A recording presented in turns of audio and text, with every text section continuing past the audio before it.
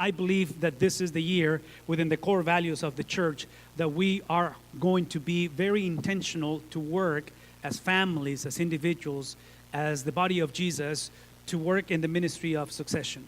Obviously, the graphic, I hope, is self-explanatory, but it's the concept of a generation passing on, in our case, our product, so to speak, which is the gospel. That's the reason why we are here.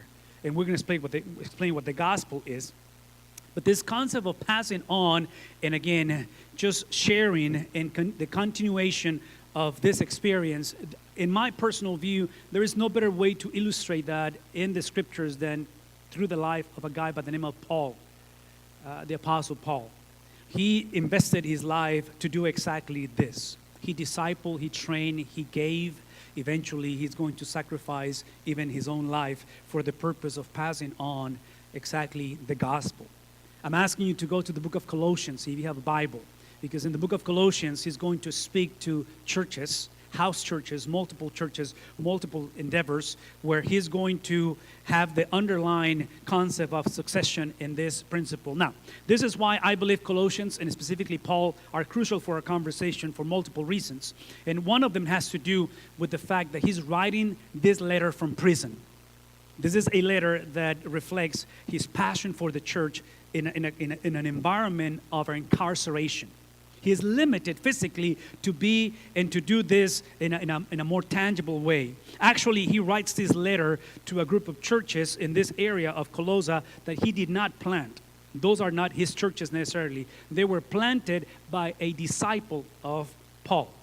So still, he feels the responsibility from the apostolic venue, from the apostolic position that he is supposed to shepherd, to lead, to serve these churches. So in the incarceration, he's in prison and he writes this letter. So that creates a sense of urgency to do this. Second component that creates the urgency is that every one of these writers, every one of these apostles, they wrote these letters, they wrote these epistles, knowing and believing that Jesus was coming back in their generation. So the worldview of these individuals, when you read this, they're anticipating Jesus anytime, any moment in their generation. So hopefully this is the year that you and I go through life practicing the ministry of succession, not simply to improve the behavior of children and grandkids and the economy and the marriage. I hope and those things are important and they do get better. But with the understanding that if we do not do this practice, if we do not exercise this principle, there might be a generation of men and women who may not get to know Christ because of a previous generation, you and I, that we were negligent. So Paul writes with a sense of urgency because Jesus is coming back.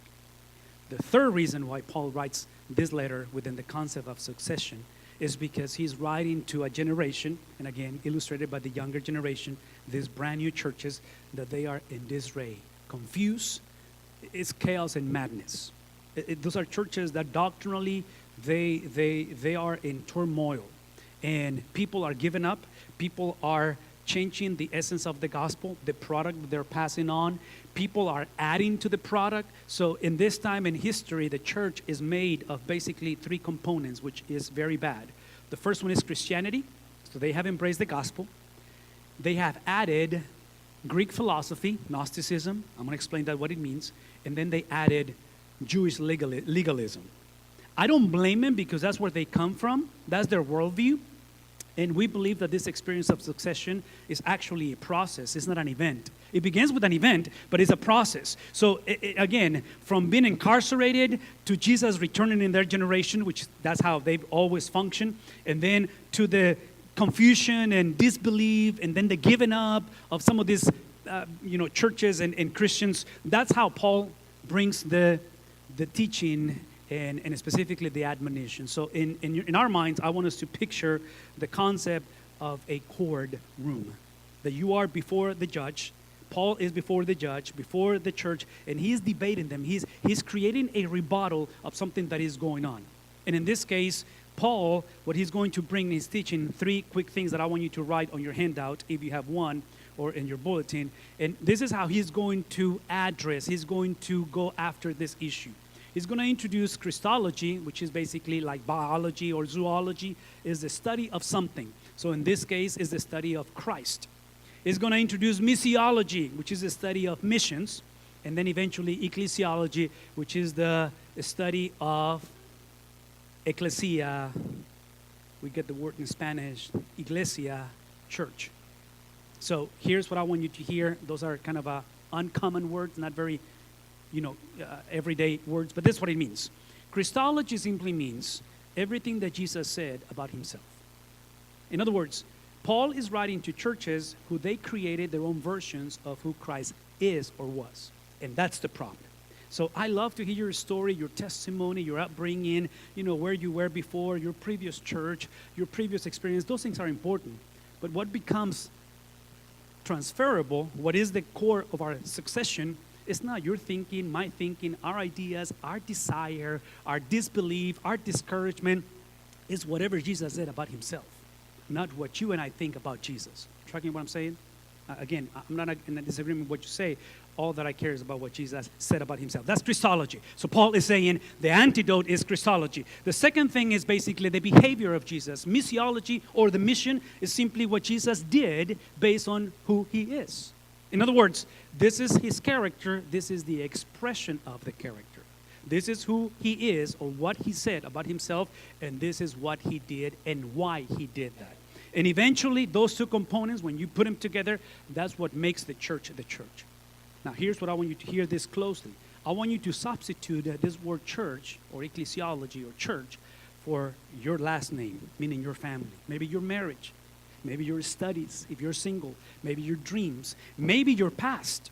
Maybe your fears. Maybe the uncertainty of 2019. Maybe the regrets that you and I have from the previous year. Whatever is about our lives, financially, relationally, emotionally, mentally, I want you to hear this closely. This is why I believe the series is crucial. Although we're focusing in the church, although this is about kind of the state of the union, this is where we're going as a church, but you are the church, I am the church, we are the church, implying that our lives, our thoughts, our emotions, our speech, our behavior is what makes us who we are. So for us, the win is that our lives, our marriages, our children must embrace what Jesus said about himself, and your thinking and your emotions, your finances must embrace what Jesus did. So I'm going to put it to you very simple. All that I'm trying to tell you is this, that for 2019, I don't believe we need to pray for God's will. I believe what we're called to do is to rediscover what he said about himself and what he did for 33 years. And whatever those things are, that's exactly what's supposed to be our agenda. That's exactly what we're supposed to be and do. And the opposite is also true. Hear me say this. Whatever Jesus didn't say about himself, whatever Jesus is not, and whatever Jesus didn't do, we don't do it. Tracking? So if Jesus didn't do it, we do not apologize for not doing it. We just don't do it. I know culture does it. I know, the previous experience did it. I know this is the way I was trained. But if Jesus didn't say it, if Jesus didn't spoke about it, and if Jesus didn't actually exercise it or exemplify it, we don't do it. So whatever moves against the character of Jesus, we simply don't do it. Now, again, I'm bringing this up to you because that's exactly the problem for these churches back then, 2,000 years ago. They were disregarding Jesus, and obviously they were disregarding the work of Jesus. So how does he go about it? Here's how he goes about it. So again, go to chapter 1, verse 15. And he begins by simply saying, the Son, not the church, not the leaders, not the pastor, not the Roman government, not Caesar, Augustus, not your fears, not your experiences, not your passion or desires. It is the Son, and in this case, capital S, implying Jesus Christ is simply the image. Jesus is the image of the invisible God. So he begins by simply reversing the statement of the church in this case. The church had their own definition of the Son. Some of these people, because of Gnosticism and Greek philosophy, they believed Jesus was 100% divine, so he was God. He wasn't just simply 100% man. So in other words, the work of Jesus was always kind of in their minds, in the church's mind, it was like there are some angels, and then Jesus is the biggest or the greatest of the angels. But he wasn't really the way to the Father to be saved. You have a generation where legalism, Jewish legalism, that they were married to the law. They wanted to perfect the law. And he's basically saying, See, God is not someone that you go to. God is someone that has come and dwelt among us. So when he says that he's the image of God, in my mind, I just thought of this reflection, of this image, that Jesus is literally the perfect reflection of who God is. Although he is God, but listen to the language. He's using the language of the invisible God making himself visible. Now, growing up, and some of you maybe still do this, and you did it when you were little. Remember when they told you never to look directly into an eclipse? Because apparently it's going to damage your sight. So typically, I remember growing up, you were supposed to get a bucket, put water on it, and through the reflection on the water, you're able to see the eclipse. Anybody know what I'm talking about?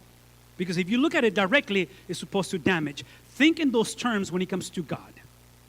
There is no way that you can see God directly. So the fact that he says that he is the image of God, what Jesus has done, he has made the terrifying, the overwhelming, the consuming presence of God has made God beneficial. So in my mind, going back to electricity, I think of an electrical system. Electricity is lethal. My father was an electrician for 26 years. And I remember multiple times my dad getting electrocuted. I remember co-workers of my dad dying, being electrocuted. Because it's lethal. What makes electricity beneficial in this room, and we're able to use technology and the microphone and air conditioning, is because electricity becomes beneficial and measurable through not the positive, not the negative, but what's the third one? The ground. Come on. You know what I'm talking about, right? Are you guys awake? It's the ground. So the ground is what actually grounds electricity, that the voltage in the system is beneficial. I want you to listen to that in the words of Paul, that when he says that he is the son of the invisible God, is that God is uncontainable. God is unmeasurable. God will consume you and I. So the way that we relate to God is through putting our trust, our faith, which is the ground, that we are able to contemplate and receive enough of God to be saved through Jesus Christ without being consumed by his presence. And this is why when it comes to atheism, and some of us, we have made the mistake to temper with atheism, and we question the existence of God, and people say, I don't have faith, faith is nonsense. Or people say that faith is simply weakness. For you religious people, it's basically people saying that they do not need the reflection of God. They can handle God on their own. In reality, they're making themselves God, which I don't know about you and this, but we make very puny gods. We make horrible gods, right? I mean, it's like, anyways. So again, Jesus basically becoming the image of the God of the Scriptures. And then he goes and says this. He's not only the image of the invisible God, but he's also the firstborn over all creation. So he is supreme. He is God himself. But at the same time, he is the leading. He is the catalyst. He is the reason why this world exists. Now, for us, when we think about the supremacy of Jesus, Paul is very clear on what that means. What that means and what that entails is that, again, the invisible God has become visible. This is the mercy of God, is that he has come and dwelt among us. He is Emmanuel. We celebrate that in Christmas. But now look at what that means. That means that in Jesus, the visible God that was invisible and made himself visible, it is in him that, how many things? And again, I want you to make the effort to think about the audience of Paul. He's writing to the churches that are primarily made of Gentiles, non-Jewish people, implying the mindset, and I'm thinking right now of the Sadducees. There were Pharisees and Sadducees. The Sadducees were the most influential religious group within the Judaism by the Greeks. And the Greeks had the ability, this is the philosophy that is infiltrating the church back then, had the ability to divorce the heaven and the earth, meaning the spiritual and the physical, the visible and the invisible, the tangible and non-tangible. And then he goes and says, he is Jesus, the Son of the invisible God. He is that everything was created for him, through him, that it is heaven, earth, visible, invisible, thrones and powers and rulers and authority. What's the point? Here's the point. He's basically telling the church, Paul is telling the church, that in Jesus, through Jesus, he created the world. and everything that he created was good. Eventually, Genesis chapter 3 brings the curse not only to man, but to creation. And unfortunately, there was a disconnect between God and the goodness of life and the goodness of, obviously, God in creation. And that disconnect had consequences. When Jesus came and him becoming the image of the God, the invisible God, that implies that him being the firstborn of everything created, he has the power to bring together the invisible and the visible. You guys, speaking to the church, you guys have the mindset that as long as you believe the right thing, doesn't matter what you do. See, that explains why these people struggle so much. And if you read 1 Corinthians chapter 15, is Paul, again, creating a defense against the church in Corinth because they do not believe of the resurrection from the dead. Like they basically saying, I believe in Jesus, I'm okay with Jesus, but once you die, game over. Now, look at me for a second. I am concerned that some of us, as we speak right now, have the same mindset. Some of us do not believe, truly believe that there is life after death. Some of us do life as if this is it. And if that's your worldview, look at me for a second. If that's your worldview, I don't blame you why you live in so much anxiety, why you treasure so much your possessions.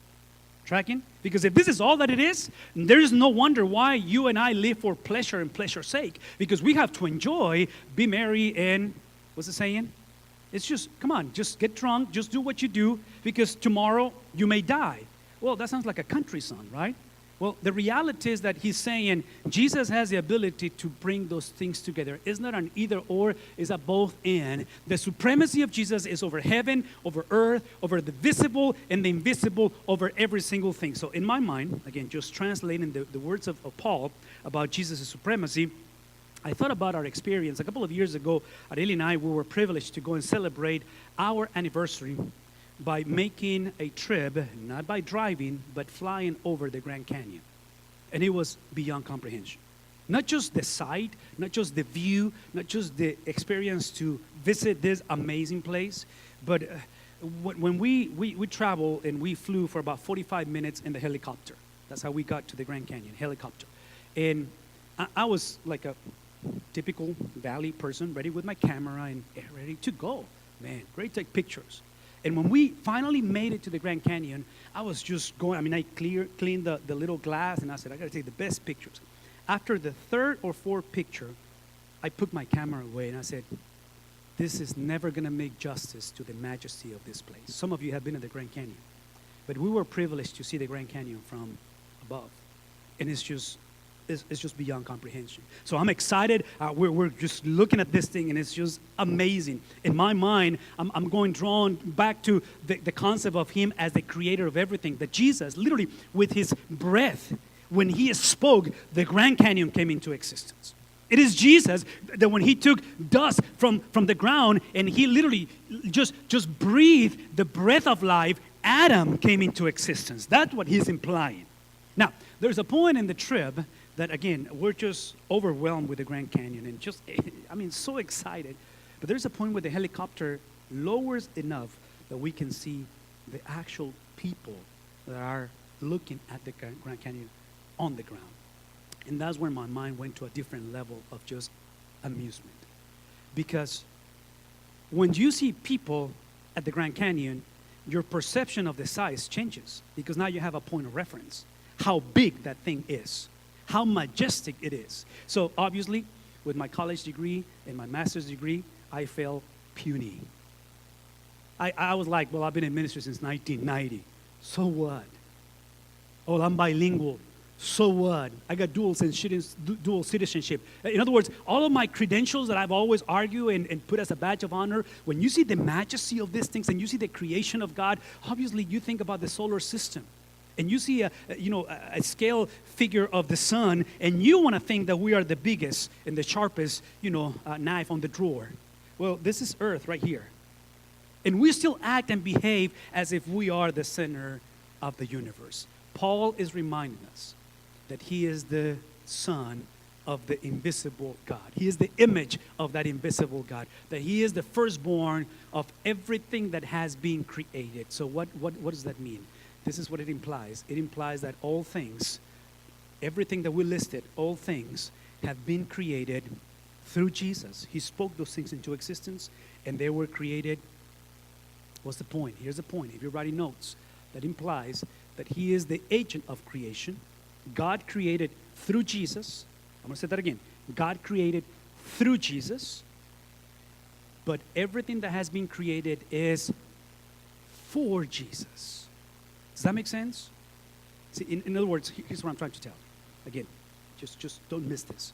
All that I'm trying to tell you is that when you disregard the supremacy of Jesus, when you disregard the majesty, the glory, the holiness, when you and I do not see Jesus as God himself, you and I, we're going to make ourselves the agents of creation. So these are my kids. This is my money. This is my time. It's my sexuality. It's my marriage. Anybody tracking what I'm saying? The supremacy of Jesus puts me in perspective. The supremacy of Jesus is not the improvement of our relationships. It's that we understand that my relationships, my youth, my dreams, my fear, my failures, they were created for the goal of Jesus. Now, I'm not saying that your failures and your mistakes or your sin glorifies Jesus. All that I'm saying is that since Jesus is supreme, he can still not only redeem your past, but he can receive honor through the redemption of your past. That he is not the God that is waiting for you to get your act together, and he's going to eventually love you when you get a better version of yourself. Jesus loved you not for the man or woman that you were supposed to become. He loved you when you didn't deserve to be loved. Because, see, when he's the agent of creation and everything is created for him, allows you and gives you the ability and the freedom to understand that you are not a creator like Jesus is. You still can create things, not what Jesus has created, and you are not the reason why things exist. And I don't know about you, but that is freedom. That is the ability to understand, look at me, that my role in this whole deal of life, this whole deal of the church, of marriage, of family, and whatever else is in my life, is that I am a manager. I am a steward. I'm just a co-laborer. We just read that he is the firstborn among everything. So although I am a child of God, listen to me, we just sang that. I'm a child of God. My position of being a child of God is not the same as Jesus' position of the Son of God. Tracking what I'm saying? He's a unique Son of God. Why? Because he's God. So is he the Son or the Father? And the answer is yes. Yeah, you're learning. I'm glad. See, that's the both end of the conversation. And we don't like that because we're very black and white. Am I going to heaven? Am I going to hell? No, listen. This is the time where we literally take the teachings of Jesus and here's what it means. Paul is just in prison, just giving us some of the deepest theological principles. It is Jesus that is before every single thing. So I just gave you a picture of not the Grand Canyon, but the imagery of the Grand Canyon. I just show you the earth and everything. I just show you that beautiful jaguar, and the image. What he's telling us, what Paul is telling us, is that you and I, we need a point of reference. That our minds are finite. We cannot think beyond time. That's why when you see a picture, apparently, of the oldest constellation, the oldest galaxy in the world, in the cosmos, apparently is 13.8 billion years old. I have no clue what that means. I don't know what 13 billion years is. But all that I know, based on what Paul is saying, is that Jesus is before that. Tracking what I'm saying? So the point is the eternality, the supremacy, that in him all things, what happens? Look at me. All things come together. So if you're sitting in this place and you're privileged to walk with your bride as a man, as a married man, for X amount of years, it's because he has held you together. Tracking?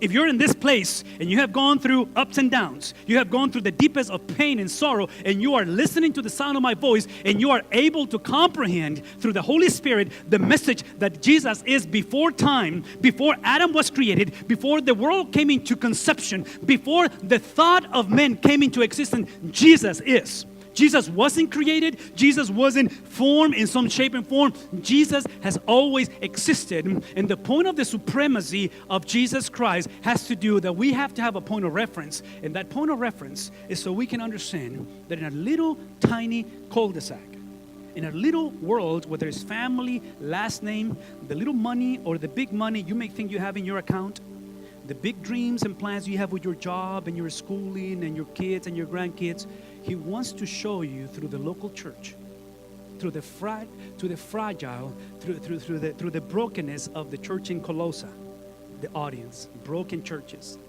First Baptist far, broken church, your marriage, my marriage, broken, our lives, because He holds us together. He's using our condition to remind us that He is supreme, He is divine, He is authoritative, He is the ruler, not only of the cosmos, of creation, but He is also the head of the, in other words, look at me for a second. When you look at the dysfunctionality of churches, Paul is saying marriages, family, government, nations, individuals. The problem with our dysfunctionality is not because we are just difficult people, we are just full of mistakes, we have so many fears, or we are heading into a generation that is just godless. You know why? You know what the problem is? The problem is not who we are. Everybody knows who we are. Everybody knows how broken we are. The problem is the absence of the supremacy of Jesus.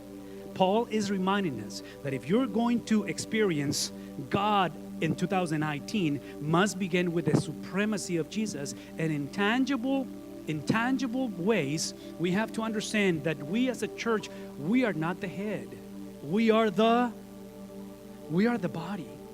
You have to stop thinking that you are the reason things are created and that everything is created because of you. No, Jesus is the reason why things are created.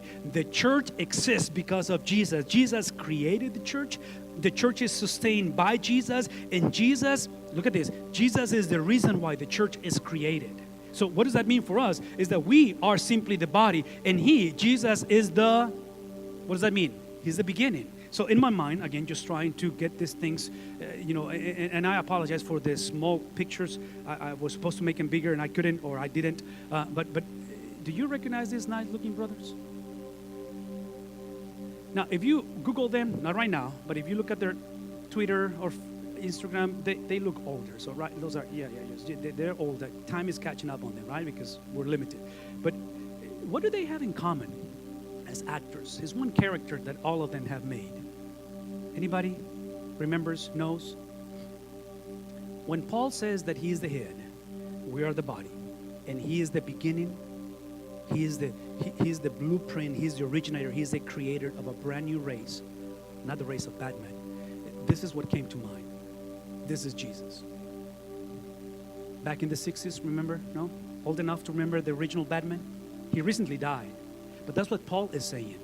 This is a race. This is a brand new thing, and every year progresses, and some of you love one of them, some of you hate the other ones, and some of you prefer, from George Clooney to Val Kilmer, and you can pick your preference on the actors and the characters displayed. But Paul is saying, here's the bottom line. There's one originator. There's one beginning. There's the founder, the creator of a brand new experience, the local church, the body of Jesus. He is the owner. He is the beginner. And part of this beginning is understanding that this beginning gives Him supremacy. Again, I just gave you verses 13, 14, 15. We just gave you all these verses up to 16 with this whole concept of the supremacy of Jesus. He's the world creator. He breathed things into existence. And only when you see the supremacy of Jesus is when you are able to experience your humility. So if you are going through a time in your life, in your parenting, in your grandparenting, that maybe your marriage, maybe yourself, myself, we're going through the opposite of humility. We're being prideful, or she's been prideful. He's been unforgiven. I cannot forgive them. Listen to me for a second. See, humility is not the result of people who simply humble themselves. Humility is the result of the supremacy of Jesus in our church, in our lives. So for us, that implies, this is the tangible reality, that if He is the head of the church, which is the body, and He is the beginning, look how Jesus experienced the supremacy in His life. He became the firstborn among the leaders of the world, the kings. he became the firstborn among the dead. In other words, the supremacy of Jesus is found when he chose being in the condition of God, equality with God. He chooses to come into the world. And when I say he came into the world, I'm thinking of being in the condition of God, with being one with God, second person of the Trinity. He chooses to come into the world. To do what? To rescue. Not men and women who were gasping for air, not for marriages that were feeling that they were drowning, not for financial situations that they were hoping 2019 will become better. See, for Jesus to come and rescue you, there's one prerequisite this morning. You have to admit that you're at the bottom of the ocean, lifeless. You're not bringing any bubbles. Bloop, bloop, bloop. Those bubbles are gone. You are dead. I'm dead on my sin and trespasses. I'm dead because I've always believed that I exist with supremacy, that I'm the reason why things exist. I rule my life. Nobody tells me what to do and how to do things. So Jesus, his supremacy, as we read, is a supremacy that he chooses to come and die in our place.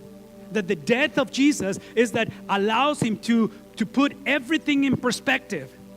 So if you were to experience the fullness, the supremacy of Jesus, you have to join Jesus in his tribulations, in his suffering. This is why constantly I ask you to stop thinking about why things happen to you.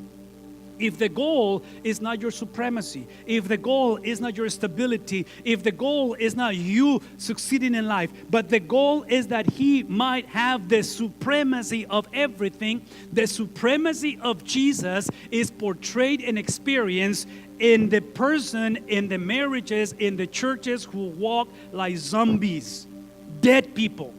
Dead people that literally recognizes that this is the generation that we must proclaim. We must understand that our deadness is the perfect scenario for us to experience Jesus coming into our rescue.